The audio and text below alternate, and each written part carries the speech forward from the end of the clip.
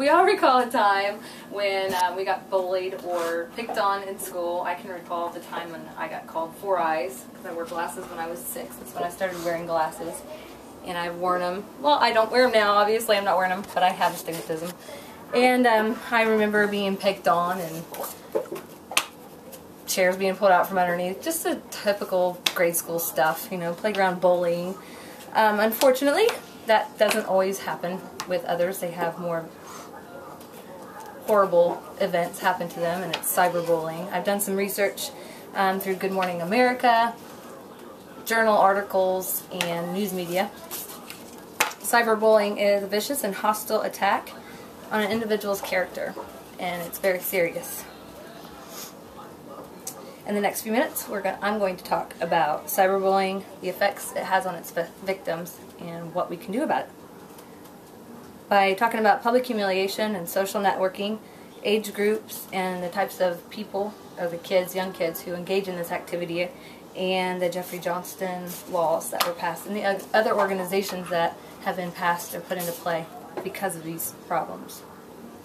There's more victims than Tyler Clementi, and that's who I'm going to talk about right now. I skipped. Tyler Clementi, he was a violinist who had a scholarship to Rutgers University because he's very talented, and he had a dorm room that he shared with his roommate, and his roommate also got into Facebook and social networking and humiliated Tyler very much by talking about some of Tyler's personal problems or personal things that he did and embarrassing him. So Tyler went to the school, and several times he talked about it. Unfortunately, nothing was done about it, and Tyler committed suicide.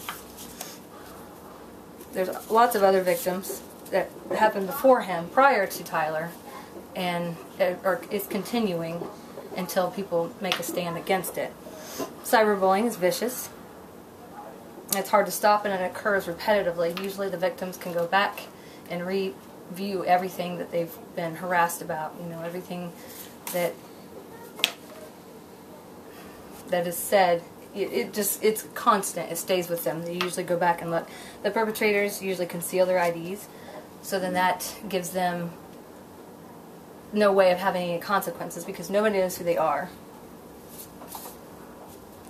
And young teenagers are susceptible to it because that's what they do. They socialize with their friends and their peers on Facebook or any other kind of MySpace, whatever you've ever noticed on social networking. So, and they're heavy users of the internet. 50% of cyberbullies claim to be internet users, and they also open and close chat rooms. They frequent visits with them. They usually have private computers in their rooms away from others and their families, so that way they can do whatever they want and they don't have any type of consequences from family either. So it makes it very easy for them to do it. Males are usually the perpetrators, and the females are usually victims.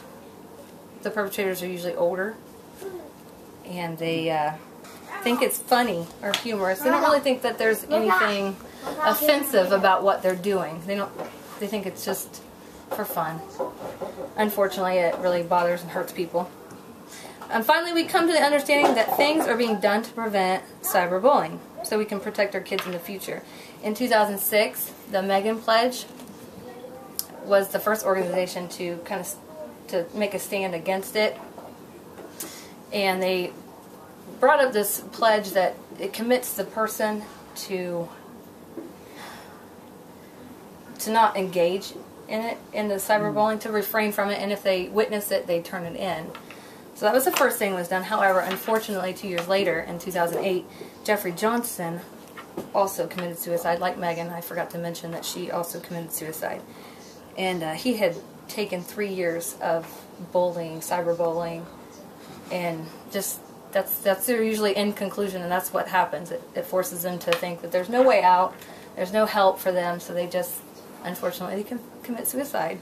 It's very sad. The law was passed in 2008, and all the public schools have the anti-bullying programs put in so that they can keep kids from, so that kids can have a safe haven to go when there's problems like this. As you can see, cyberbullying is not harmless, and it can affect a person dramatically to the point of fatality. All these students had something in common. They all committed suicide. The prolonged occurrences of cyberbullying mixed with the youth create terrible consequences.